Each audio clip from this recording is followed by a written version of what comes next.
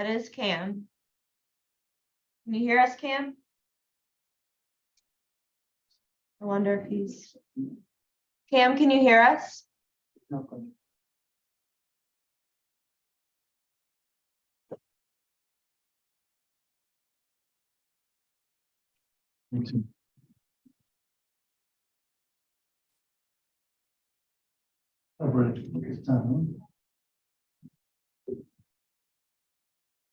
We'll see if he ends up being able to hear us.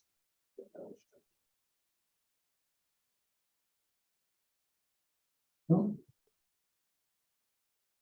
Me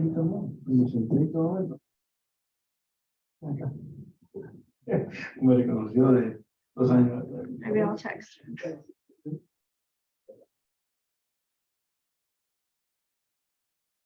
I was expecting a lot more people for this. A lot of us Latinos. I bet. and I wonder. others. Can you Yes, hear us, Cam? Okay, Okay. okay. I won't text him. Jaime.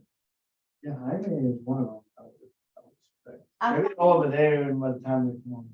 Yeah, and I find too, whenever it's on Zoom, people come in like 3 to 5 minutes late. And then they all pop up, so a few minutes in, we're like, oh, no. Sure. Spanish people. At 10 o'clock, they will hear it.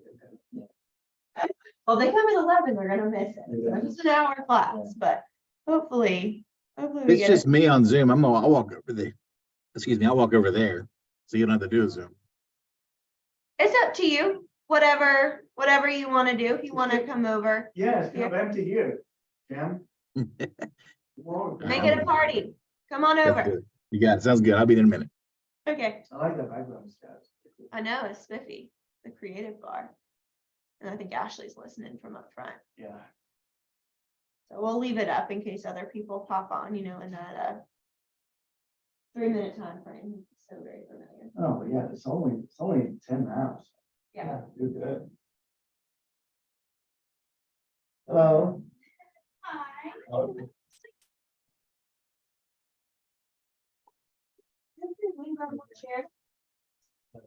I think Cam is coming over here. Orange.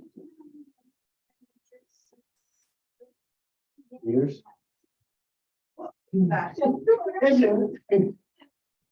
Yeah, I got some land.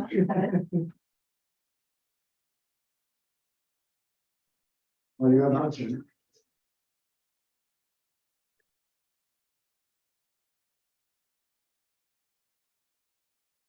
Sandy's on Zoom.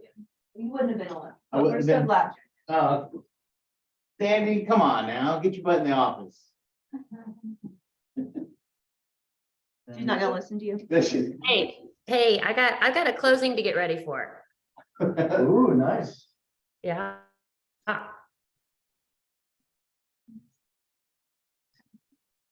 With Miss Ashley, by the way. I know, I'm excited.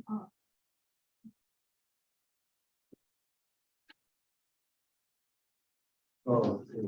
Se me olvidó ponerme Let me see. Iván, otra vez.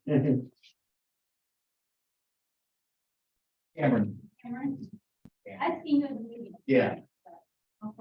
That's it, I just sent back. Yeah.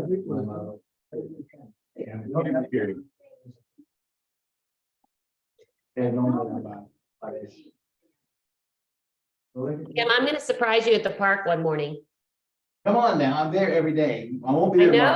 know, you're making me feel guilty. I'm like, dang it, I should have gone over there and surprised. Figure out which house is yours, I'll walk to the back, just knock on the door and say, get your butt on, let's go. Yeah, you should come on over. We'll have some coffee. Sí. Eso ya lo que se pierde. I'm gonna put, I'm on my way there. Where are you guys? what? Where are you guys? Is that your office, actually? We're in my office, because Ignite's in the training room. Okay, I'll see you there in a minute. Okay, bye.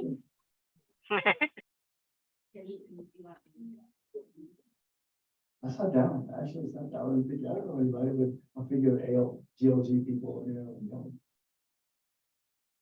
and they do.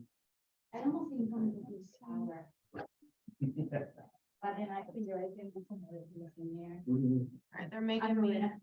So reading that one? No, for Rocker, Yeah, when there's Rocker in-house, Yeah. okay, then it's set up. that's not bad. You come through all of Alabama and all that. Yeah, but put in the. Oatmeal and then, Oh, yeah. Put it up. yeah, straight up. Yeah, It's that's not bad. easier. So as soon as I can share my screen, we will go ahead and get started.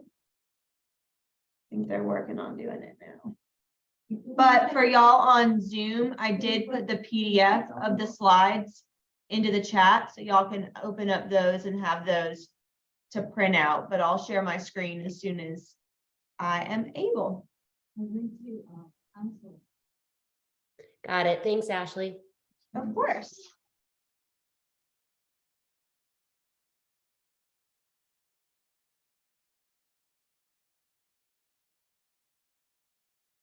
And if y'all see this, That same thing. it's the same thing, yeah. So I don't know, kind of different way to sit and have it set up. Well, I think Mickey and Jessica are, they said Mickey's working on making me a co-host, so I can share the screen. Oh, I bet she's on. So. Mike's the host, so I'm sure that's Mickey, and I'm sure she's in the process. I'm the host. Okay. Okay, can everyone see the PowerPoint? Yes. Perfect. Well, we'll go ahead and hop in. Ashley Connor with O'Kelly and Sorohan. We're in my office this morning. So if y'all have questions, just pipe up, ask. As always, I want it to be as helpful for you guys as I can be. I see now I've got a little bit of a parentheses typo for my cell number, but y'all get the gist. And of course, if y'all have questions, stop me, because again, I want to make sure we cover what y'all need to know. So here's my contact info. We've got our office phone number, and then I want y'all to have my cell phone in case you ever can't get a hold of me. I want you to be able to reach me whenever you need me, and then my email as well. So what is a foreign investor? So really in the realm of today, what I'm talking about is a buyer or a seller who is either out of state or out of the country. So there are certain places that talk about foreign, really whatever entity is talking about foreign means someone who doesn't live within that entity. So to Georgia, a foreign person might be someone who lives in Alabama, but to the US, a foreign person is going to be someone from another country, right? So we're encompassing all of that, and then I'll specify which one we're really talking about when it's one versus the other. Keep in mind, a lot of the stuff that we'll talk about is applicable to Georgia people as well. It's just, what are the things to look out for in particular when you're dealing with a foreign investor, things that come up a little bit more often. So I kind of broke it down into what's relevant, regardless of what side you're on, what's relevant for sellers specifically, what's relevant for buyers specifically.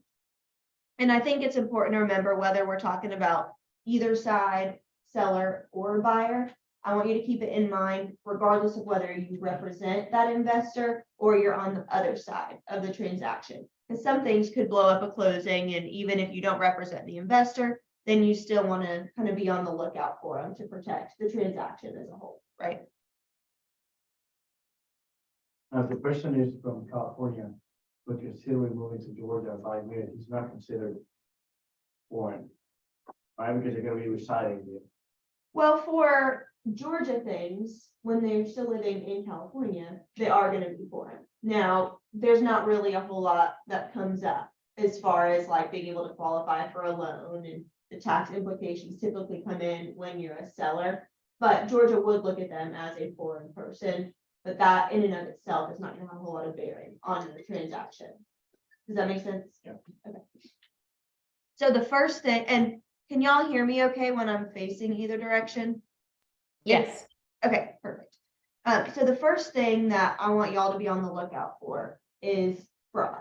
Whenever we're talking with someone who's not physically here with us, the chance for fraud is significantly higher than if we're sitting face to face with them, right? So it's not that one group of people is more likely to commit fraud than another. It's simply a proximity kind of concern, right?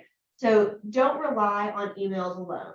I know when you get an email on your listing or you're doing some sort of marketing, you get an email, you're excited, you've got the client, you want to move forward. That's great, but still do some more kind of due diligence to make sure. Hello. Yeah. They're gonna give us some, like, pointers as to what to look at or what to obtain in order to avoid the fraud. Yeah, so the first thing I would say is make sure you talk to them on the phone. If you can do some sort of video call, that's even better. But at least something where you've heard their voice, right? Because some fraudsters are robots and you're gonna be able to pick that out. If you can never get someone on the phone, that's gonna be an issue. Some people are not gonna do the Zoom thing, and I'm not saying if you never Zoom, then it's for sure a fraud. But you just wanna get comfortable that you're dealing with a real person and that person's who they actually say they are. Another thing you can do is to get IDs. That goes a long way, right? I mean, it's a significantly more advanced fraud, if you will, if I have a fraudulent ID to back up all the stuff I'm doing. Your run-of-the-mill fraudster is not gonna have an ID that matches up, Yeah, right? like the video call and the ID, when you get it by email, you can kind of match them and say, okay, it kind of looks like that person. Yeah, and really, I think y'all should be getting IDs anyway. For even if you're dealing with someone that is in state, just for your own safety, right? But then you want to have it so you set up your contracts, right? Because if you've been dealing with, Steve Jones, but his name is really Robert Stephen Jones III, you're going to set that up a little bit different, so that helps you. And then that helps us realize that the name is right, all of that. And again, it's just one more piece of evidence that you're dealing with someone who is not a fraudster. I think it should always, always, always be a red flag if someone says, oh, so-and-so who you really need to sign is like in Europe, they're not available, I'll be your point of contact. And that sometimes that's legitimate, sometimes that can happen. But what shouldn't happen is that you never talk to the principal, okay? So you can say, yep, that's fine. It's, our office policy that we've actually communicated with the primary person on this, with the principal. So I'll have a conversation with them, and as long as they're fine authorizing me to communicate with you, we can move forward with that. But I do need to have the initial conversation. That way you're not saying like, hey, I totally think you're a fraudster, but you're also protecting yourself and your reputation with the other agent. Because it's not fun when you get halfway through a transaction and the other agent realizes that your client is a fraudster, right? That's not a good space to be in. And we had a situation like that. I think I talked about it in team meeting a couple of months ago, where we had this guy, I think he was like in Germany, and then he wanted to send us a check for the earnest money, fine. But instead of sending us like the $5,000 earnest money check, he sent us a check for like $130,000 through a Canadian bank. So we're like, well, that's weird. A, why are you sending us that much money? Because he was buying the house, I think it was cash, but it was like a $400,000 house. So it's not like I want to send everything at one time. It was an oddly large amount that was irrelevant to any of the numbers in the transaction. Right. And why are you writing it on a Canadian bank if you're in Germany? And then, of course, was very much pressuring through all these emails. You got to deposit it, deposit it, deposit it. And we're like, actually, we're going to take a minute to inspect this very strange check that you gave us. And it turns out the agent had never once actually spoken to this person. The check was fraudulent, so obviously it was not deposited.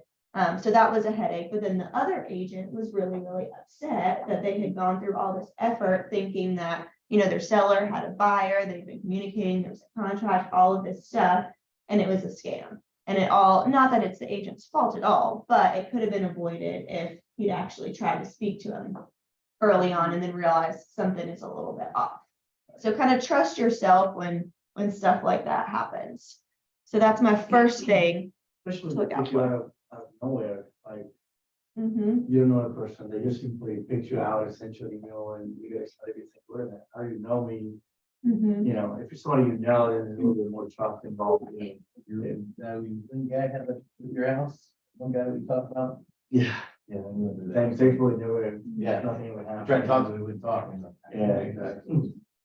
Yeah, and sometimes they have convincing stories. I mean, this is what their job is, right? Their job is to be a fraudster, so they've come up with all the ways to sound really convincing and legitimate, and it's just not. So I would kind of, really put my foot down with, we need to have some sort of conversation before we move forward. I saw one offer, that it was supposed to be like the parents buying the property. Special stipulations, they wrote that they were like the principal or something. Is that still like, you think that's a red flag? If that happens, I like, think it depends on how you have it set up, because sometimes like parents will buy their Mhm. child, like if you've got a child in college and they can't afford to buy the place Right. there, but your parents buy it and then the child is gonna live there. uh-huh. I could see someone putting in the stipulation like, hey, we're putting the money forth, but Joey is really the one making decisions here. You don't really have to put that in a contract, but seeing that, I would be like, oh, that's just an excessive information, and it wouldn't be a red flag to me. But what would be a red flag is if, that it's like Ashley Connor LLC and it's signed by Ashley Connor, but then, Steve Jones is the one who's communicating with you and say, no, Ashley is not available. I'm the one doing everything. And since we've all e-signed, probably Steve Jones threw Ashley's signature on Right. there. So that I haven't seen a whole lot of stipulations like Yeah, that you're was like talking about. LLC. Mhm. So how did you know that LLC is actually? Like, it Well, you wasn't have my the business deed. because he's the buyer. Oh, yeah. It was my listing. and right. that's- Right, so what you can do is you can go to the Secretary of State website. Now, it depends on where the actual company is registered. Okay. And so if they're registered in Georgia, you can go to the Georgia Secretary of State. They'll show you who the members are. Typically, now I could go create an LLC and then decide to add members on later and not update the Secretary of State. So it's not all be all. I would say if you see a name signing and they're not on the Secretary of State, it's not like, oh my gosh, fraud. I need to do a little more digging. It's probably fine. I just need to see the connection. But what could happen, and what I do tell agents to do sometimes, is if you have an LLC, the way DocuSign is set up, there's like not enough room to write the whole signature block. So sometimes I'll say, write a special stipulation saying the buyer is Ashley Connor LLC. Ashley Connor is signing as sole member. And then in the signature block, I can just sign Ashley Connor. So that kind of stipulation is not a red flag at all, because the contract has said who the buyer is, and there's enough room in the special stipulations. So that kind of thing is fine. So it really depends on what exactly the wording was. Another thing to look out for, regardless of whether it's buyer, seller, out of state, out of country, is attendance. And I literally mean, are they physically coming to the closing? So that's on our info sheet, whether you're the buyer or the seller. I'm sure that's true for most attorneys. Will you be here? Now, I've had a couple people, which I find shocking, but mark that they were attending closing because they wanted to attend it from their own kitchen table in Florida. That's not what attending means. Attending means physically coming to the attorney's office, right? But with a lot of times, if you're in Oregon, you're probably not coming to the closing in Georgia. Or if you're in China, you're probably not coming to the closing. So what are the options? And the best option to give your client is to do a power of attorney. That really is best. Georgia is an attorney state, so mail outs are not necessarily encouraged, and there's a lot more that goes into them than what people think. It's not so simple as scanning them documents. They go to any notary and then pop them in the mail. So the power of attorney is the better option. But I do like to point out, especially for out of country people, is that we do have to do the alive and well phone call. So a power of attorney is only a valid document if the principal is alive at the time the closing is happening. So if I've got a power of attorney for my sister to sign for me and I die, the power of attorney means nothing because she can't act on behalf of someone who is deceased, right? So we have to make that phone call to make sure that that person is in fact still alive. So when you're planning your closings and you're thinking of timing, if someone is, 12 hours ahead of us, is it a good idea to do a 3 p.m. closing? Probably not, because that means it's 3 a.m. their time. And we have to do it on the day of. We can't do it the day before. We can do it anytime between 9 a.m. and when the closing is done. But think about what time zone they're in. And if you schedule it for, 3 p.m., that means they're gonna have to talk to us between, I guess, 9 p.m. their time and 3 a.m. So they might not love that, right? So I always like to point that out whenever you're dealing with someone who is not going to be here, is let's think of the timing for that alive and well call. Because I want to be sleeping is not a reason to not make the phone call. There's, very small exceptions, like if there's a military person and we're like, we don't know where they are because they're doing some sort of recon and it's classified, then we can talk to like the officer in charge of that person. And so there's a few exceptions, but I'm sleeping at that time is definitely not one of them. Is there a question? Oh, I thought I heard someone. I want to cut you off. So for mail outs, this is more for the out of Georgia, but still in the US. It's much easier than out of the country. So still, there's certain ways that we have to get it signed. Again, you can't just send it to someone to go get signed at the bank because Georgia's an attorney state have to have control of the transaction. And so the only way to really do a mail out to a seller or to a loan buyer is if they go to an attorney's office, which we've got a fee for a mail out, and whoever sits and signs with them is going to have a fee. There's pre-approved notaries, mobile notaries that we can go and send them to, or whatever title insurance company we're using for the transaction, if they have an agent. So some states have title companies instead of closing attorneys, right? So if it's one of those who writes policies on the same title insurance company, sometimes that works. I don't think I've ever done one like that, mainly because it's too hard for the buyer or the seller to keep track of and figure out whether it's an agent of the same title insurance company. So we can do it, but I rarely throw that out as an option just because the logistics of figuring that out is tough for people. So if they can come to closing, great. If not, I would set the expectation that a mail out is not going to be like a super quick and easy type deal. Regardless of whether it's a POA or a mail out, we always want to see a copy before it's popped in the mail just to make sure it's all executed correctly. It's not a fun day when someone signed in China and then they just put all their docs in the mail, sent it, we get it a week and a half later, it's the morning of closing and nothing is signed correctly. So that blows your closing up, right? So the scanning it to us for us to double check is really important. There's different notary rules and laws between states, and certainly how we deal with notaries in other countries. And so there's two kind of big ways that things are notarized. Some states have what's called an acknowledgement. And what that means is, yes, this person came into my office and said that they were the person that signed it. They acknowledged that that is their signature. What Georgia requires is called attestation. And that means the signature actually occurred in the notary's presence. So it has to say signed in my presence. If it just said acknowledge that it was their signature, that's insufficient. So different, and that's another reason why we like to see a scan of it, is because maybe we send it to California, they did it exactly how California law requires, it's just not good enough for Georgia. And with a power of attorney and like a deed, a lot of documents, they have to be witnessed and notarized. And something that I see quite often is people don't know that the witness and the notary can't be related to the person signing. So you can't have your spouse or your sister sign as the witness on the deed.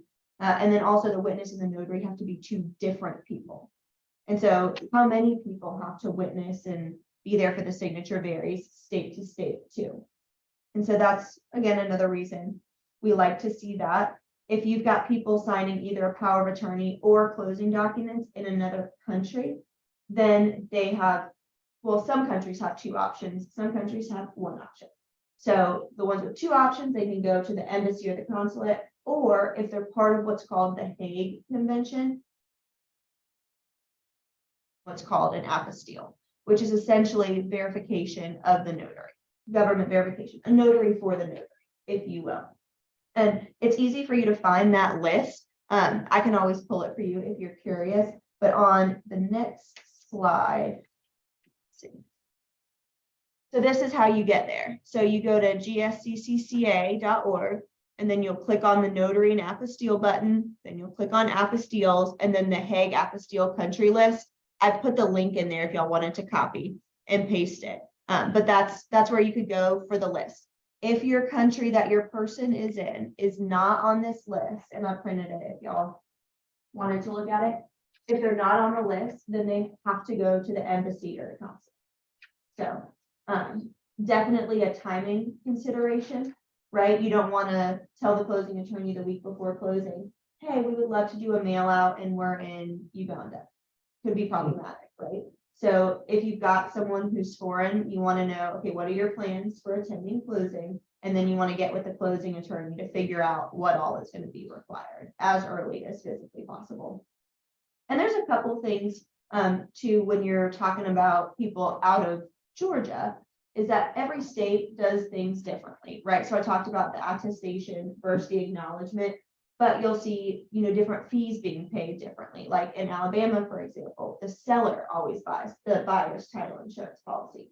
In Georgia, the buyer buys the buyer's title insurance policy. So when you get someone who, is like buying in one state and selling in the other, and then they have to pay the fee in both, they get frustrated because that's not what they're used to. Now that's what the contract says in Georgia, and the same thing for Alabama. The contract is set up that way they've got the form for that as well, but just different little quirks. And so I think explaining when you have someone moving in or even buying investment property from out of state or out of the country is setting the expectation that maybe what you're used to is not what you're going to see here. Or like Florida has RON, so the remote online notarization. We can't use that here in Georgia, but someone like an investor from Florida might say, oh, just send me the docs, I'll sign it all online, it'll be fine. We can't do that here, not because we're annoying at the law firm, but it's because Georgia law doesn't allow for it. Or something like New York, each side has their own attorney. So if you get an investor from New York, they're going to ask, what attorney you recommend to represent me. Y'all are going to think, what attorney should we use to close at? And that's not quite what they're asking. So understanding that there's different things. Because if you say, oh yeah, O'Kelly and Sorohan, it'll be great. Well, then they come thinking that I'm their attorney, which is not really what my function is in the transaction. So just knowing that everyone works a little bit differently, I think is helpful in explaining why certain things are. And I'm always happy to answer. Someone from New York is buying and they're there. And still don't have their own attorney, I guess, with them. Well, I did had an investor bought from New York, whatever, and it was a little confusing at first, then we just had to explain to him what's going on, how it works down here, and he was just kind of like, okay, so we finally got it, he finally was able to grasp it, not it. Yeah, it took a while, he's like, so I need my own attorney, and I'm like, no, we just need one for this whole transaction. Yeah, so in New York, they've got like the settlement agent who does the paperwork and everything, but they don't have to be an attorney. So they have the same sort of function that I have, but they're not an attorney. And I think the agents don't play quite as active of a role. And so each side has their own representation. The two attorneys go back and forth and negotiate the contract, and then they all go to closing. Oh. Here, y'all are really the representation for the buyers and the sellers, right? Not acting as an attorney, obviously, and you want to keep that line very clear, but y'all are the ones that are really advocating for their interests. It's not common for each side to have their own representation from an attorney, and then an attorney controls the transaction. I think in a lot of states where the attorney is not the settlement agent, there's not as much oversight on the transaction. And so each side likes to have their own attorney just to make sure that the process goes smoothly. So it's kind of the theory behind it, but it is confusing when people come from states that they traditionally have their own attorney. They think, I need an attorney. And when you say, no, you don't need that, which don't ever say that, No. right? Be very clear on that. Don't ever tell someone they don't need an attorney. But you can, yeah, you can just say what's standard is to just have the closing attorney. We typically don't see each side having individual representation. If you're more comfortable doing that, you absolutely So you can, can. but it's not standard. That's how I would frame it. I Because thought the it was second- weird at first, 1 years ago when I did my first concession, that thinking, how come they have their attorney and we don't have anybody? Because then we're supposed to know the language in the contract, we have attorneys to know how everything is meant to be, interpret. Yeah, it is. I mean, every state's kind of, they've all got their quirks, and it is Mhm. interesting that here, the agents are really responsible for making sure that the buyers and the sellers understand what they're signing. But that's different than like drafting what they're signing. So that's kind of how it's not the unauthorized practice of law. But explaining that to people gets very confusing. And then that's why, for example, you were so involved with us, make sure that we understand all this, what every form is about and the language and all that. And that's the beauty of having forms, right? Is that you guys don't have to, like, if you had to write your own contract every time, that would be the unauthorized practice of law. Like, you wouldn't be able to do it. Sure. But we have the forms, which makes life a lot easier for everyone, and then you don't have to draft it. So another thing to be on the lookout for is entities. So we talked a little bit about the Secretary of State, but a lot of times, and this is true for people in Georgia too, but a good chunk of your investors are going to have some sort of corporate setup. So what you want to know is who can sign for this company and where are you registered. And I will say, when you're talking about from the buy side, you want to make sure that they're active and compliant. We'll do that from the sell side too. But the problem with the buy side is what happens is people will create this company and then they'll forget about it. They won't keep up with paying the dues, right? And so then it gets dissolved. It's administratively dissolved. The state says, hey, you haven't been paying for this. We're taking away your right to have this name. Well, if I buy property with my money and I put it in, the Connor Family LLC, and then the Connor Family LLC dissolves, and you come behind me and you create an LLC called the Connor Family LLC, well, now it kind of looks like you own my property, right? So you want to make sure that it's active and compliant and not, at risk of being lost. Does that happen a lot? No, not a lot at all. But you want to make sure that they are registered and active. And it's registered state by state, super easy to go look at. Every state has a Secretary of State. So you can go on and do that.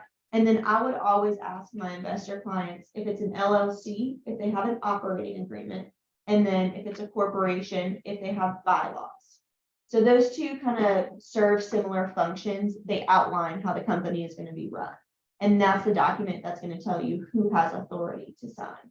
Because the closing attorney will do that, but it's nice for y'all to already have that paperwork. So it's a quick thing to send over. And it's also nice so that you know that the right person is signing all of your agreements. Because it can happen to where, I'm on the Secretary of State. I might be listed as registered agent. And I say, yeah, I'm the only person. But then my operating agreement has 3 other people in it. And those 3 people don't want to sell the property and are definitely going to come sue you when, everyone lets me sign for everything. So just knowing, and again, the closing attorney will look at that. They should catch that, but it's going to save you time to have looked at it and know you have the right human beings in front of you as well. You don't have to have an operating agreement to be an LLC, so don't think it's a big red flag if someone says, oh no, we don't have an operating agreement. So it's fine, you just need to know who all the members are. But if they have it, then that's going to be what tells you who can sign.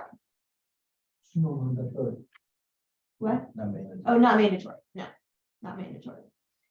But is, so. But again, if they have it, it's mandatory for me to review it, but it's not mandatory for them to have it. Because it would tell you who are the principals and the people. Yeah, who are the members, who's got authority to sign on behalf of the company, Okay. how it's run. So is it member managed or manager managed? Gotcha. Yeah, so I would say from y'all's perspective, rather than like digging fully into the agreements, you really want to make sure that the person that you're dealing with is in that operating agreement. They're not always short, but they're relatively user friendly. Like manager can sign to sell assets. Okay, great. Who's the manager? It's Sally. Perfect. Sally's who I'm talking to. I'm probably good. Just like a quick, just double check to make sure that nothing funny is going on. But if you're like, Sally, I don't even see you in this operating agreement at all. Like, why do you think you can sign for this company? It's better for you to have asked that question. Her totally ghost you because she's a fraudster, and then you don't have to deal with her anymore, right? Well, sometimes people just simply act without committing fraud, with not knowing that they can sign. Like, oh yeah, my husband said I could sign, for example. And then you're like, okay, so where are you here then? Can the husband at that point, if he's one of the members, yeah, can he sign something saying that she can sign, or is that Yeah, so let's say like a BOA against? Well, we don't, I mean, we could do a power of attorney, and it really depends on what the title insurance company wants. We can do a power of attorney, or we can do a resolution, a consent and resolution, where all of the members and managers sign off saying this other person is authorized to sign on behalf of the company for this one thing. And so that's a little bit, sometimes easier to deal with in a power of attorney, because you're not signing a big, long power of attorney signature block, but same idea, it's authorizing someone else to sign. And then another thing especially with entity investors, is that they do typically have a preferred closing attorney. And the reason they have that is because that attorney is going to have all their documents. They're going to know how to sign. They're going to know their different quirks and stuff. So I would say if you're working with an investor, encouraging that relationship, and then also being understanding from the other side. Obviously I would love for you to close 100% of the stuff with me, but if you're making an offer and it's an investor and they say, we always close with this other attorney, it's probably for a good reason. So I'd like to mention that. Yeah, that's true.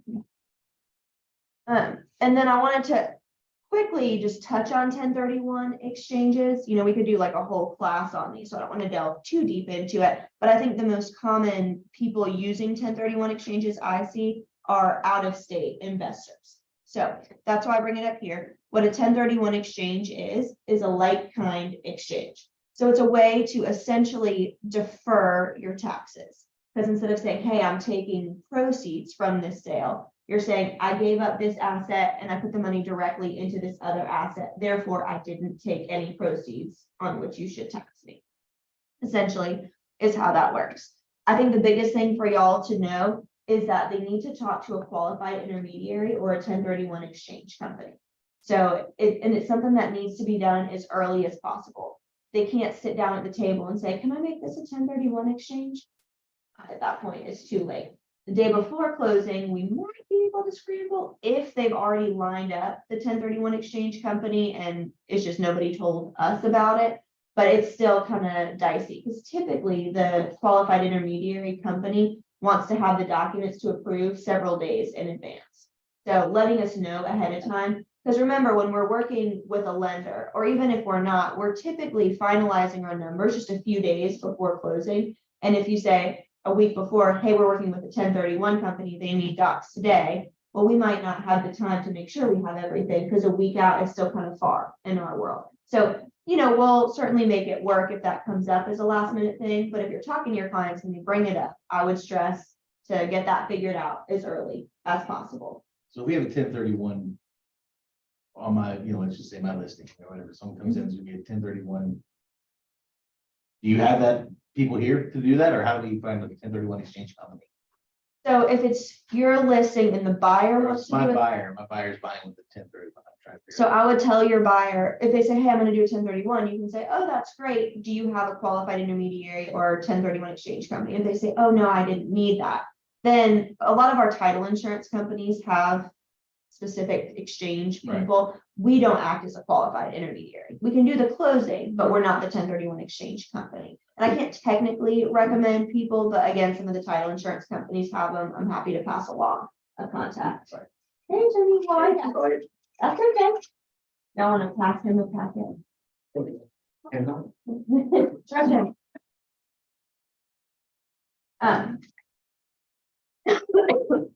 Excuse me.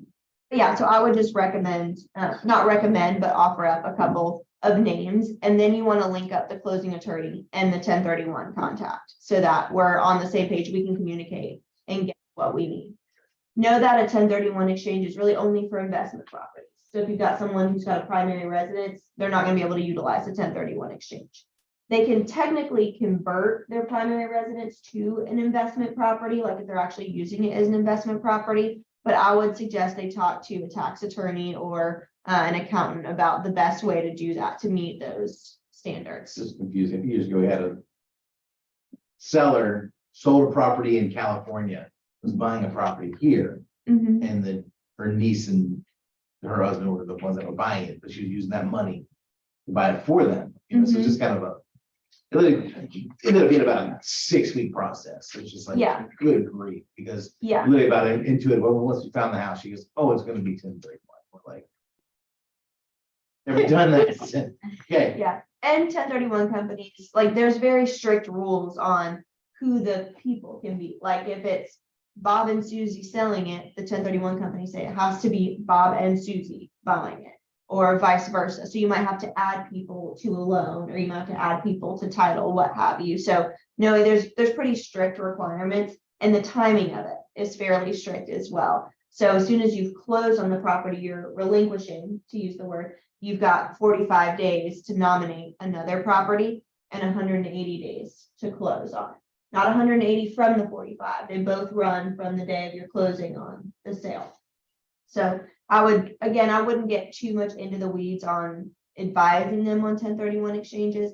But if you've got an investor and you just know that they've got a couple properties, you could look like a rock star saying, hey, have you considered this? You would, need to talk to an accountant about the benefits of it, but this would be a really great strategy for you. And if it works out and you save them a ton on tax money, then they're going to love you forever just because you mentioned it, not advised on it. Yeah, just to mention, Neymar or Namar, they were having a 1031 exchange class about a month and a half ago, but not enough people signed for it. So they postponed it. So it's coming up soon. So I would go to that. Yeah. Especially in the real estate. Absolutely, that would be a great resource. Yeah, and I'll give you a ton of information because there's a lot of intricacies that go with it, but at least just knowing, that they exist and then telling them where to get some more detailed information. And these qualified intermediary 1031 exchange companies, that's what they do all day, every day. And so they'll know all of the rules and qualifications inside and out and be able to help on that too. That's a good question about Yeah. 1031. Sure. In case something. Friday, the money to close and all that, not forbid on 180, when the closing is happening, something happens, they cannot close. What happens then for tax purpose? It's on 1031 exchange. So in case. They get can't taxed on close, it. So they will get taxed. They won't get an extension because it was error from somebody or bank. or Likely somebody or- no. Yeah, I mean, there could always be like specific exceptions, but I wouldn't count on that. I think it's pretty strict. Either you make the deadline or you don't. This guy made the deadline, who was supposed to do, but the other guy did not fulfill it. Then what? That's So what- he didn't make the deadline. It doesn't matter whose fault it So is. He didn't make it the doesn't deadline. make- Yeah, I don't think they That's give you a what- whole lot of wiggle room. Yeah, I don't think they even care whose fault it is. Again, there might be, special exceptions. And what I would say, if, your client's coming to you saying, hey, we're at day 179, they're talking about moving to closing, what do I do for the 1031? I would say, call your qualified intermediary and see if they know of anything that can help you and just direct it to them. I haven't heard of there being any sort of extension granted for it being someone else's fault. I think it's a pretty hard timeline, but I would point them towards their qualified intermediary. So don't wait till the 180th day. Exactly. That would be the big takeaway there. Any questions on the both stuff we talked about, if you will? Yeah, I've got a question. I've never dealt with an investor, and I know that when you're investing in real estate, you usually buy the house and put it on a NLC. Mhm. Do you do that at closing? Like, let's say I'm investing in buying 5 different properties, and I want to name the LLC, the address of each property.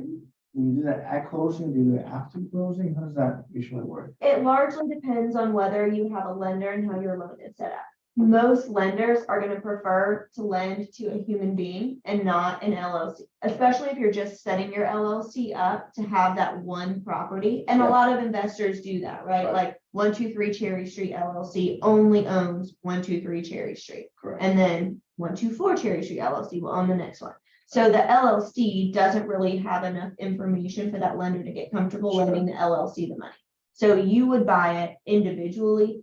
And then sort of like we tell people who want to add their fiance or their mom to title, Sure. wait the 60 days after closing, and then we can do a deed prep to transfer it to your LLC. We see. Okay. Yeah, so we can do that, but if you want to do it at closing, your lender has to approve it, and no lender is going to be uncomfortable loaning money to the LLC, Sure. but they're comfortable letting you take all of your ownership and putting it in the LLC. If it's cash, I would say do it at closing, like sign the contract as your LLC, and then, buy it in the LLC. Because that way, like your title insurance policy will be in the name of the LLC. Because if you do it where you're the buyer and then you transfer it to your LLC later, then your title insurance policy may or may not still be good. Or you Depending may have to on, buy another one perhaps, right? yeah, depending on how they, yeah, it'll have a definition section and it'll either say like you or the insured, and it'll define who's actually covered under the policy. Right, I think most of them are set up, and again, this is most, so don't take it as like a hard and fast rule, but most of them, it's like, if it's the same human beings, it's fine. So if Ashley and Tyler are on title, and then we put it in the Connor Family LLC, and only 2 people in the LLC are Ashley and Tyler, policy's probably gonna stay intact, but if Ashley's the only one in the LLC, policy's broken. So I would just be really careful on that. If you can buy it in the name of the LLC, that's better, because then everything's already set up. But if you're getting a loan and you just have the one property, you're probably not gonna be able to get a loan in the name of the LLC. Wait 60 days and then do that. It can go from investor, Jaime Quintero, no, sorry, from Jaime Quintero to Jaime Quintero LLC after 60 days. why 60 days? So really, we have to give it essentially a couple months to make sure everything is recorded in the records, it shows up. Because what they don't want to happen is for there to be a deed into you individually, mortgage, and then the deed adding your company, and then the papers get dropped and the deed from you to your company accidentally gets recorded before the mortgage. Because then your company would have a superior interest to the lender. Lender wouldn't be able to foreclose. So big problem for the lender for that to happen. So since we represent the lender, we're not gonna do anything that's gonna put the lender at risk. So we have to wait a couple months, and then you can come back and do a deed, because at that point, everything is recorded. It's clear, lender's gonna have the priority interest. Right, so let's say I'm buying a property today and I'm thinking about renting, it's gonna be my first investment property. And I close with you and I got a loan for it in my name, right? Mhm. Because I know you represent the lender, I cannot tell you that I'm gonna be using this investment property and rent it out. Because I'm gonna be signing papers that says it's primary occupancy. Oh. So that's fraud. It's fraud. No.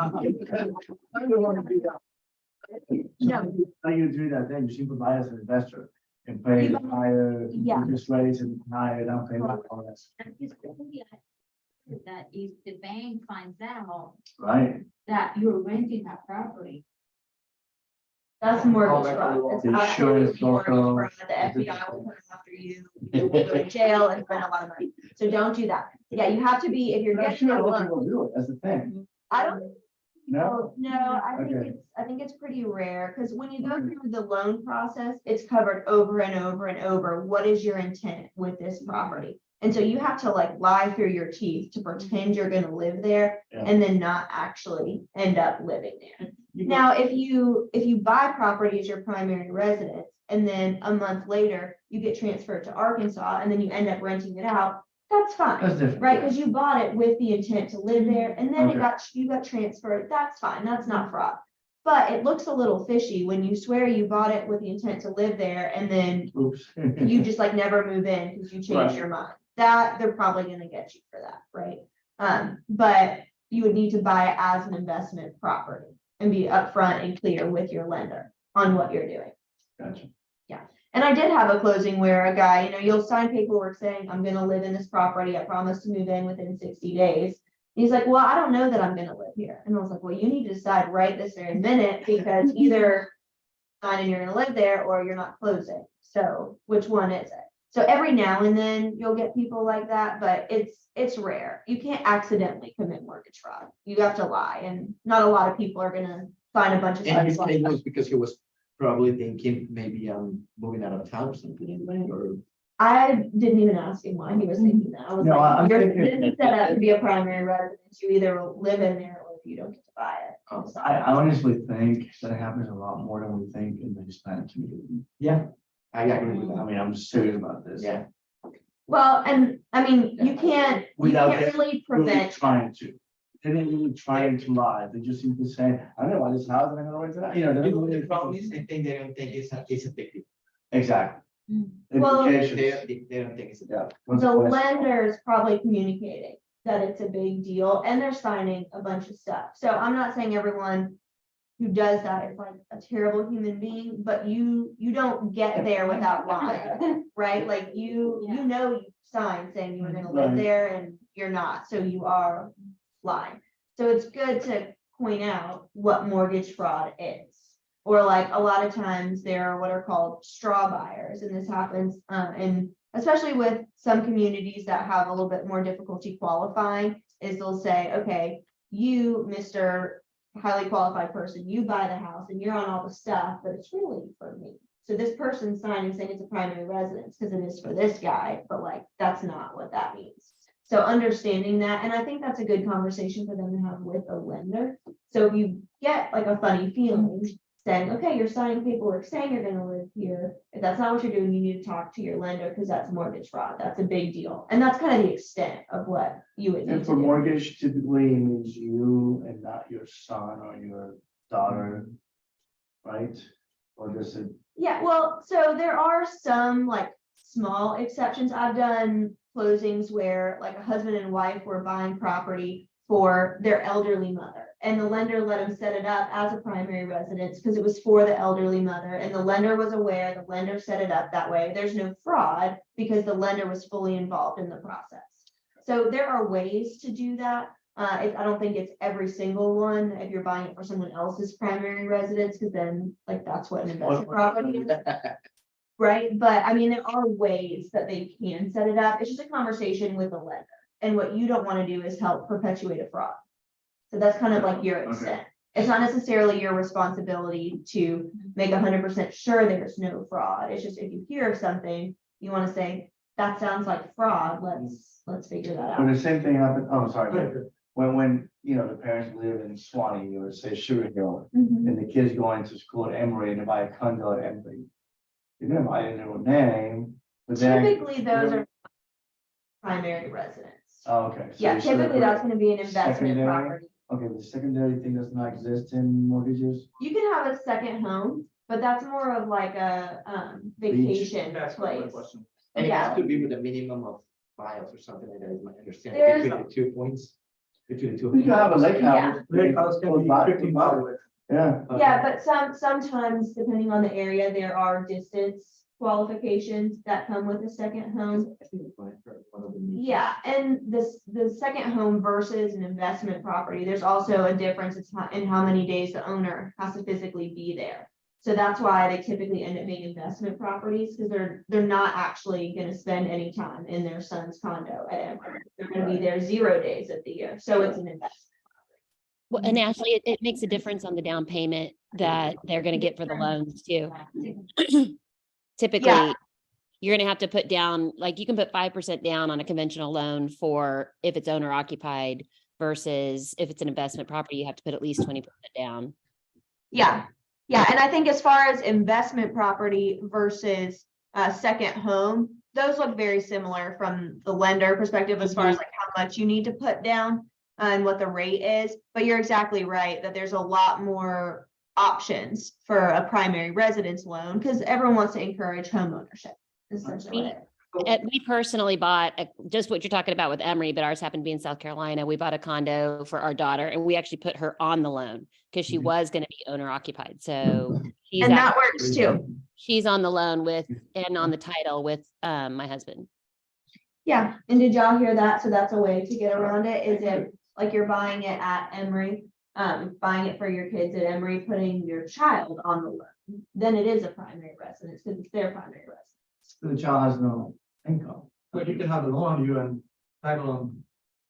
The But title's one thing. big picture is talk to the lender about it. So if putting the child on the loan is gonna make y'all not qualify, then that's a problem. If you can still qualify with your child on the loan, or even as a non-borrowing buyer, then you might be able to get away with it. But talk to the lender about it. Big picture is don't commit mortgage fraud. Yeah. Don't encourage your clients. Exactly. I'll stop it then. How about you about that? You said a piggyback in question on the vacation home. Mhm. You're saying it's a vacation home, but then you still temporarily rent it out Oh, yeah. as an Airbnb and all that later. Is that a fraud? No, I mean, you can, so for a vacation home, a second home, you can still rent it out. So now you want to know what those rules are, what changes a property from like a second home to an investment home. And really the fraud comes down to what is your intent when you bought it?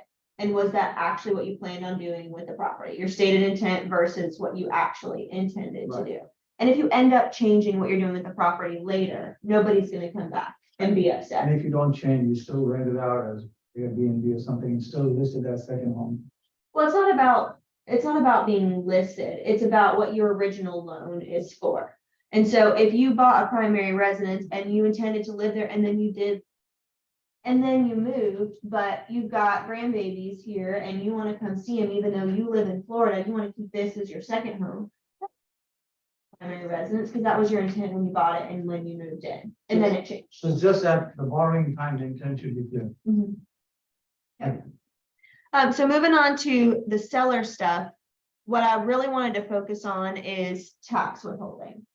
So there's two different kinds of withholding. The first is going to be the Georgia withholding. So if you're not a Georgia resident, and then in a little bit, we'll talk about the FERPTA withholding, which is the federal withholding.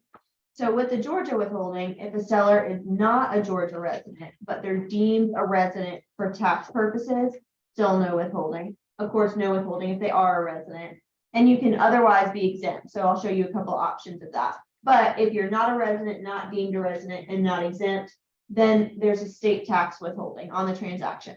It's 3% of the sales price, unless the seller fills out an affidavit stating their gain, and then we can just withhold 3% of the gain. So that's obviously a huge difference, right? So you want them to fill out that affidavit. Know that it's the buyer's responsibility to withhold. The attorney does it, but legally, if it's not done correctly, the state is going to come after the buyer for that Can you money. go back to the 3% of the gain, or please? Yeah, so the default is if you are not a resident, not deemed a resident, Oh. and not exempt, then we have to withhold 3% of the sales price. Okay. But if you are not a resident, not deemed a resident, and not exempt, and you fill out an affidavit saying what your gain on the sale is, then the 3% is just withheld on the gain. So like if you've got a $300,000 house and your gain is $50,000, then instead of holding, 9,000, we would hold what, 1,500, so That's fine. gain, yeah. And so we get a lot of questions, well, am I a Georgia resident? And on our seller information sheet, we ask, are you a resident of Georgia? Are you going to file Georgia taxes?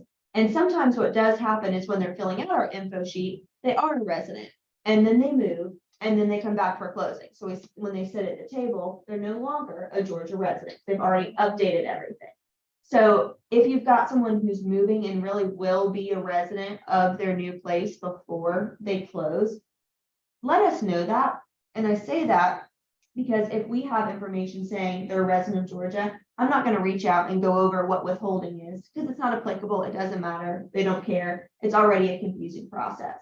But if it is going to be applicable, we try to reach out ahead of time so it's not a surprise at the table, because nobody likes to see thousands of dollars go into the government rather than their own pocket, right? Sure. So know that if you have someone who's not a resident, to give us a heads up if it's not actually filled out on the info sheet. There's not like a cut and dry rule. A good indicator is an ID. If you've got a Georgia ID, you're probably a Georgia resident, not definitively, but probably. If you don't have a Georgia ID and you told me that you're moving to Florida, you already have a Florida ID, you're probably not a Georgia resident. So it's not y'all's job, not necessarily my job, to verify the authenticity of their statement. But I can't look at something that's a clear lie, right? So if you live in Florida, you give me a Florida ID and you tell me you're a resident of Georgia, I'm gonna ask some questions on that because that doesn't all line up, right? So how do we figure out what that actual withholding is? And so they fill out an affidavit at closing that tells us whether the withholding is applicable and then what that actual amount is going to be.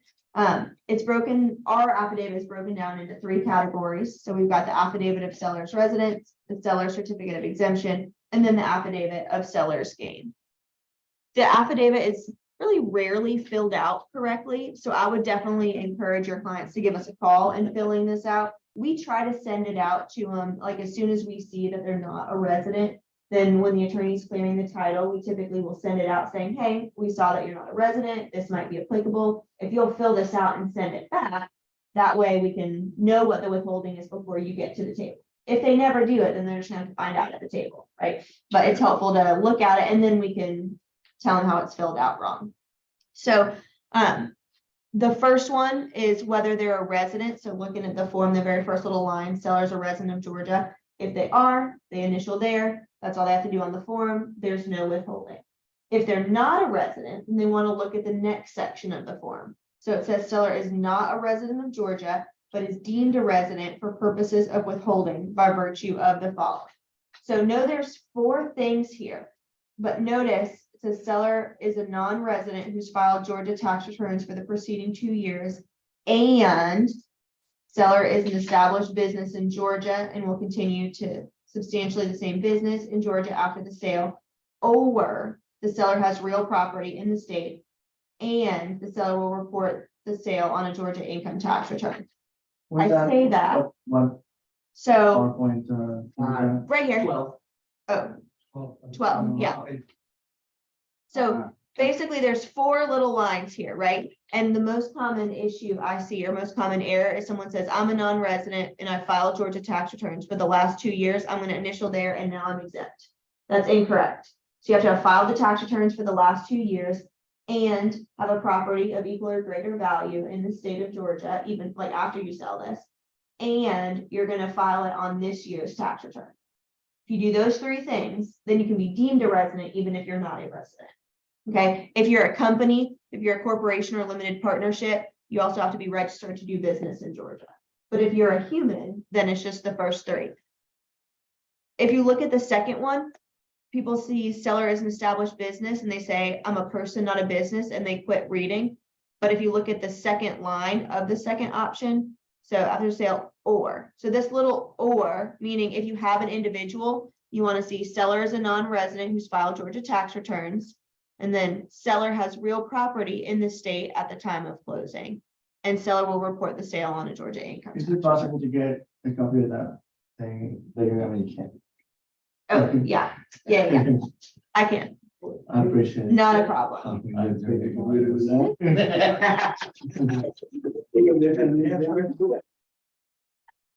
So if they're a resident, no state withholding. If they're deemed a resident, no state withholding. If they don't qualify in either of these, then we look at the certificate of exemption.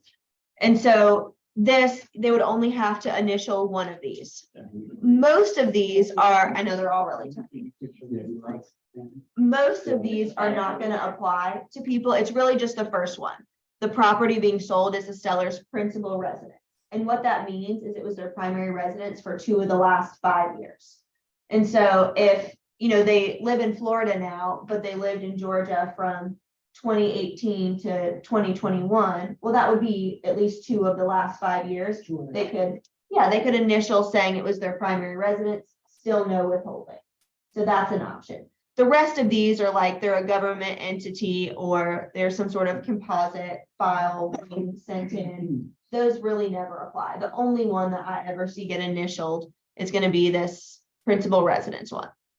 If they don't qualify there, it means they're not otherwise exempt. We have to look at the amount of the withholding. Now, you know, I say that, but every now and then the purchase price of the property being less than 20,000, every now and then we get one of those. Pretty rare, especially right now, right? But if essentially if the tax liability is lower than $600, we don't have to withhold. So later on, even when we're looking at the gain, if the gain is 20,000 or less than 20,000, then we still don't have to withhold. It's less than 20,000. The gain, or if the sales price is less than 20,000, we don't have to withhold. Okay, now, if the person had the house rented and sold it, so they didn't live there the last, 2 out of the last 5 years, then they'll be subject to. Withholding. Yeah. Yep, that's exactly right. And so what we look at, and another exception to that is if they're doing a 1031 exchange, we don't have to do a state tax withholding. And so then if they're not otherwise exempt, we're looking at how much is the gain. Okay, so what this says is the sales price. So we'll have a sales price on there, less cost basis. What the cost basis is for most people what they paid for the property. Some people have utilized depreciation, like with their accountant over time, and that would change what the cost basis is if they've depreciated the asset.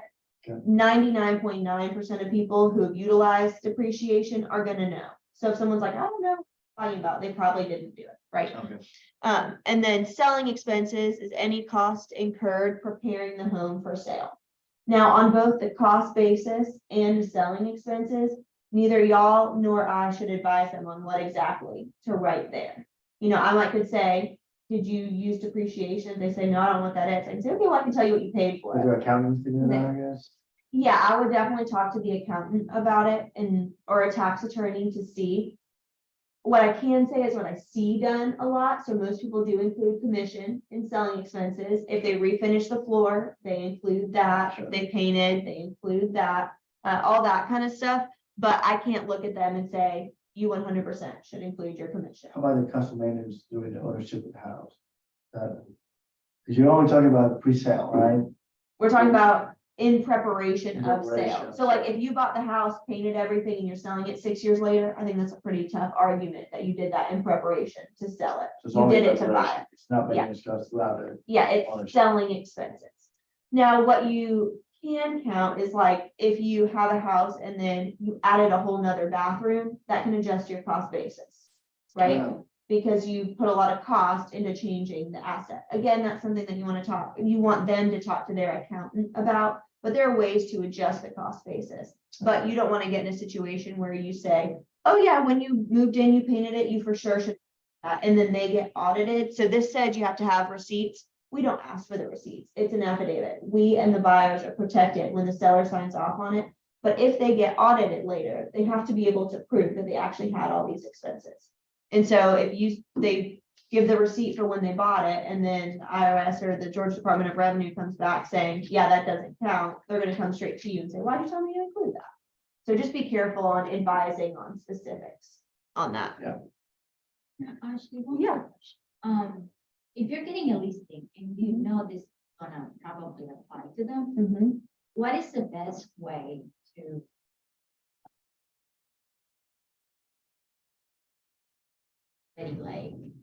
Already under contract, all the things are done, and the seller figures out, okay, I'm not making this. I think if you're working with a seller who's not a Georgia resident, I would say, there's a heads up in Georgia, when there's a sale of property, there is a withholding. 3% of the sales price or of the gain, if you disclose the gain. And just sort of big picture like that, set the stage for them. And then when it comes up later, you can say, hey, remember we had talked about this. And if you tell them that it's 3% of the sales price or could be 3% of the gain, they'll be able to sort of mentally map what that looks like. I don't know that I would delve super deep into filling out this form before it's really necessary. I would just kind of put it out in the world that this withholding exists. Well, the next question. Much is that, you know, because they want, is that something you Well- say, hey, let's wait. Let's wait. People So I think if you say it's 3% of the That's sales it. price or the gain, if you disclose the gain. Yeah. If they say, well, what is that? You can say, well, what a gain is what we sell for minus your cost basis minus expenses to sell the property, and that's the gain. So whatever that ends up being, it would be the 3%. And if they want you to tell them that right now, you're probably not gonna be able to give them an exact figure. So Yeah. you just It would be an estimate. practically idea, will be yeah. like estimate and then. Yeah, I wouldn't Then even, You will Get get into that. I wouldn't even Just get leave it at to. 3% of the, I would just say 3% of the sales price, but that can be reduced to 3% of the gain if that's disclosed. And if they ask a lot of specific questions, I might just say, the closing attorney is gonna reach out to you about what that exact number will be. They'll help you walk through how to fill out the form, but in the meantime, it would be a great idea for you to talk to your accountant to figure out exactly what those selling expenses were. And then you've like answered the question, but kind of like shifted it to somebody else. Right. Is sort of how I would. And the do it. cost basis is usually what they paint the house, were you doing? Yep, unless it's been adjusted for improvements or for depreciation. But yeah, if they don't know either one of those things, then, you know, we can certainly look up what the sales price was when they bought it. That's not a problem. Yep. All right, and this is talk more than I realized I was going to. So if anyone needs to leave, I'll try to go through the rest quickly, but it won't hurt my feelings at all. I do want to make sure I get to FERPTA with you. What? If I was told. Yeah. And then just real quick, what happens if one seller is a Georgia resident and the other is not? So we would just do whatever the ownership proportion is. And so if your tax liability would be, $8,000, but one is Georgia, one is Texas, then we would just cut that in half and it would be 4,000. And it can come out of the Texas person's half if they're splitting the proceeds. But don't present this and then have, your Texas person say, well, why don't we just pull me off the deed real quick and then he can get all the money and we'll split it later. That way we don't have to pay the taxes. That's like a tax avoidance, illegal defrauding the government situation. So don't partake in that. Now, if, me and, Texas Tom own property together and before we talk to you, we say we need to get Texas Tom off the deed. He's off, I'm the owner. Now there's no withholding and that's all done ahead of time. That's fine. It's just you don't want them to be switching the deed around in order to avoid taxes. So just kind of be careful on that front. I never like to tell people this too early on because that's absolutely their next question is, well, why don't we just pull them off the deed? Or why don't I just take all the proceeds? But we're not going to help perpetuate defrauding the government. So, real quick, well, not real quick, but with FERPTA, I think this is probably the most important thing. So I want to make sure we touch on that. What FERPTA is the Foreign Investment in Real Property Tax Act of 1980. That allowed the US government to do a withholding on sales of property that are owned by non-US people. Okay. Again, like the Georgia withholding, the person responsible for the withholding is the buyer. So if something goes wrong, it's the buyer that the government is going to go after. The closing attorney always does it because it makes more sense, but the legal obligation sits with the buyer. So the affidavit, like if the buyer wants a copy of the affidavit, we have the seller signing, then we can certainly give them that because again, it is their responsibility. And the thought process behind that is if you've got a seller in Russia, how is the US government ever going to get to that seller in Russia? They cannot. So they say, hey, US buyer, since we can get to you, holding happens. And if it doesn't, it's on you simply because they have access to them. Also on our seller information sheet. So make sure that that gets filled out properly because same thing, we're going to be reaching out to them to see if there's going to be any kind of withholding. So I put what the definition of a foreign person is. I copied that directly from the IRS's site. It's a lot of words, but in English, what it means is it's someone who's not a US citizen, not a primary or not a permanent US resident, and they don't pass what's called the substantial presence test, which I've also given y'all a copy of. But if you have someone who's not a US citizen, if they have a green card, then don't worry about it. They're definitely a permanent resident. If they don't, then we want to talk to them about whether they qualify under the substantial presence test. But our seller info sheet just says, are you a citizen? And if they check yes, then we move on. If they check no, then we start asking follow-up questions. So they could be a citizen and living in Colombia or something. Totally fine. No federal tax withholding. Oh, Yeah, they don't have to be a US citizen and a permanent resident and pass a substantial presence test. They only have to meet one of those three. Okay.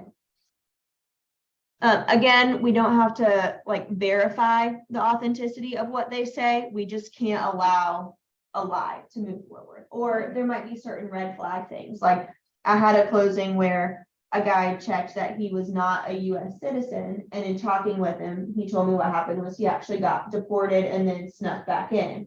So obviously we did the withholding on the transaction, right? Because there's no world in which he was going to pass the legal substantial presence test. So stuff like that. And even if he wanted to sign my affidavit saying I can be here, you already told me that you're here illegally, like I can't unknow that information. So that's kind of where we draw the line there. yeah, Jaime? I know. I'm scared now. Yeah, man, you should be. I'm not on the big ground. Who's not selling something? So the substantial presence test is literally just about counting days that they've been in the country. It's an actual how many days have you been present in the United States, okay? And so it's split up into various years, but the first prong of that, and what I want to point out, is that they have to be there 31 days during the current year, which means if you have a foreign seller who thinks that they might meet the substantial presence test, should you close in January? No, because they cannot be there for 31 days during the current year if you're closing in January, right?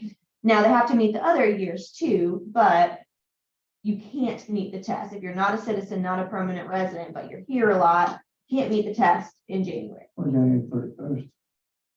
Well, I don't know if you've been there 31 whole days, you've been there 30 days and some change, so I would just not do January, okay? All right, thank you.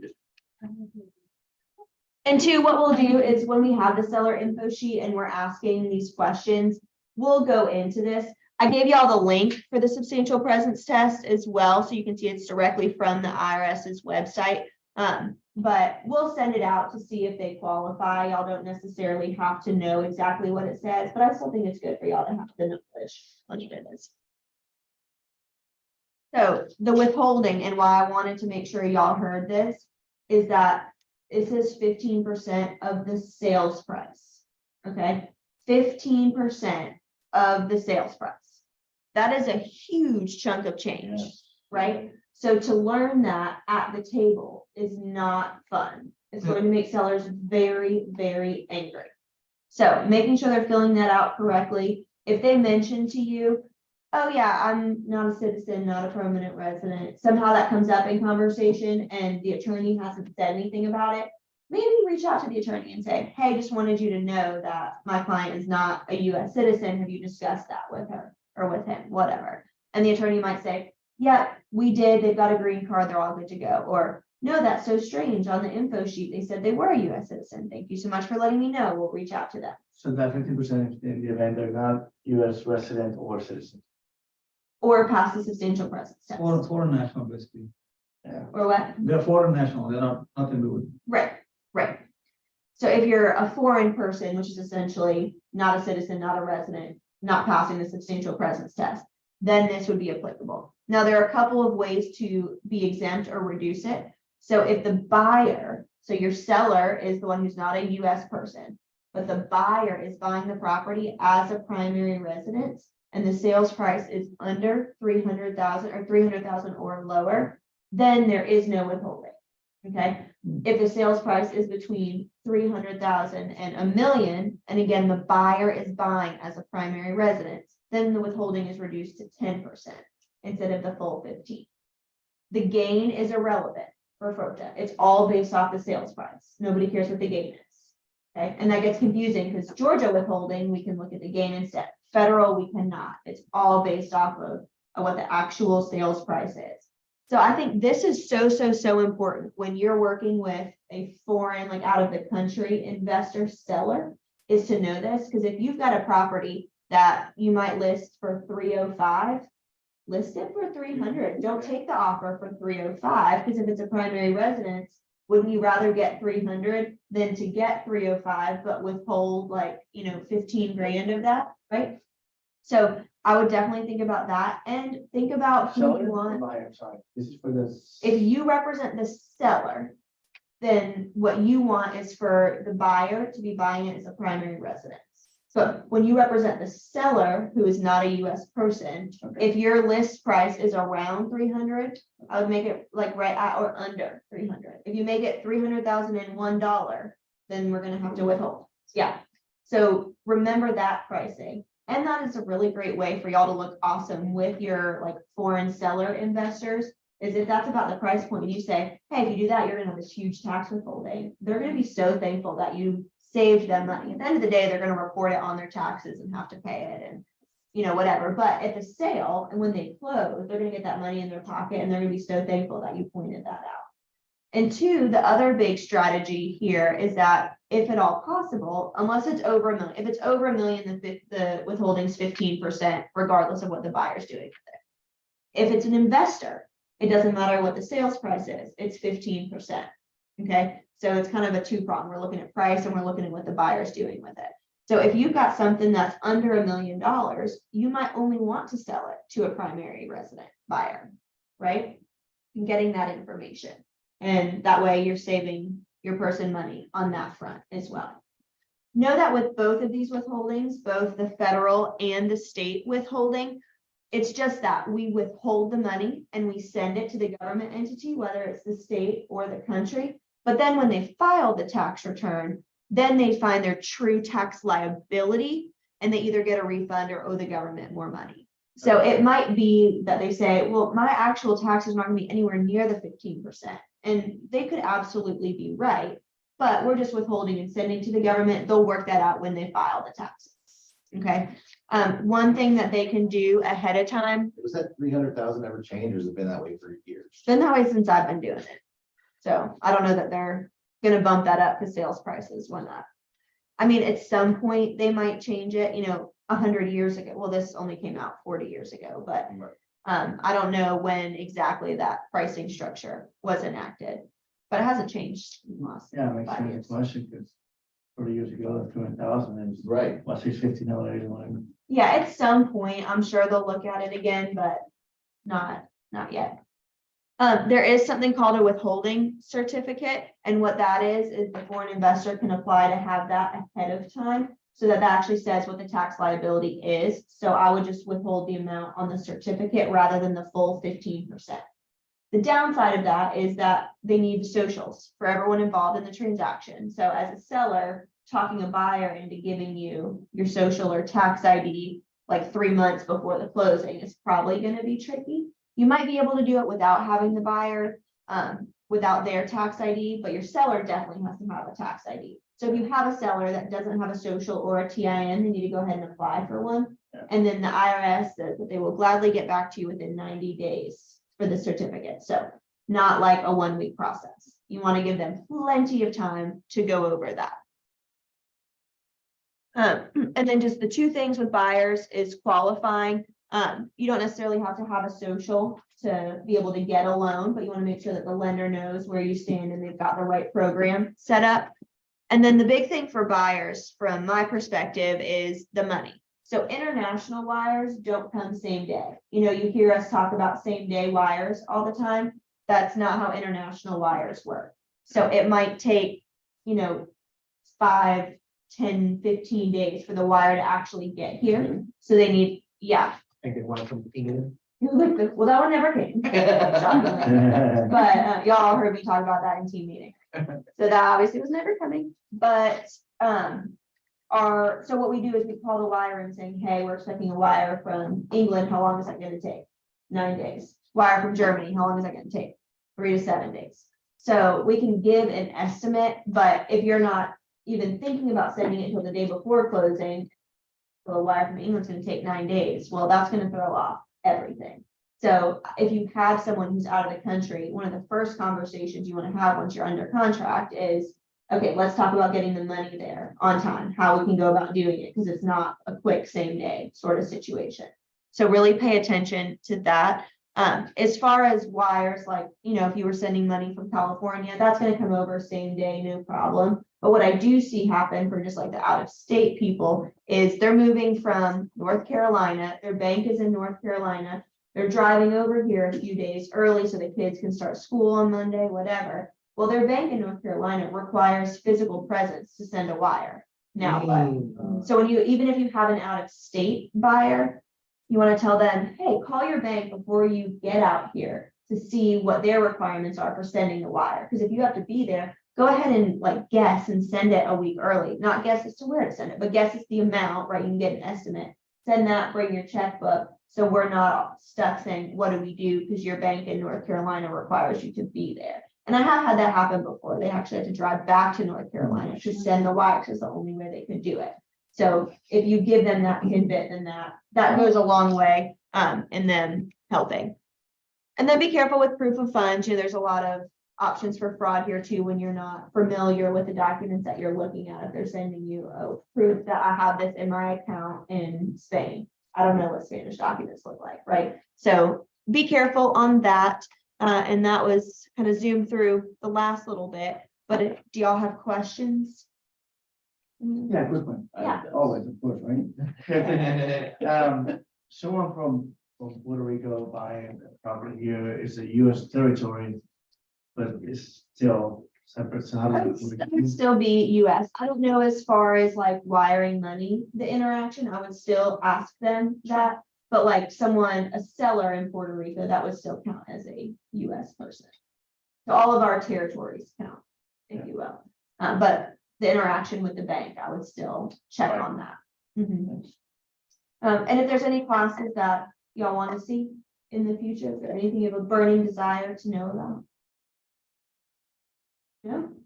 The 1031s are pretty interesting. Yeah, I But, took one, but it was a long time ago. But we can do it. Maybe you again. can refresh. me on Just the use Ashley information. for. Well, if you think of something, let me know, and then I'm We like. do it, just send you email. Send me an email saying, I need a class on this, can you put one together? And I'll Well, say, how come you guys are losing 2 games already into the season? Oh, shit. We think about it right now.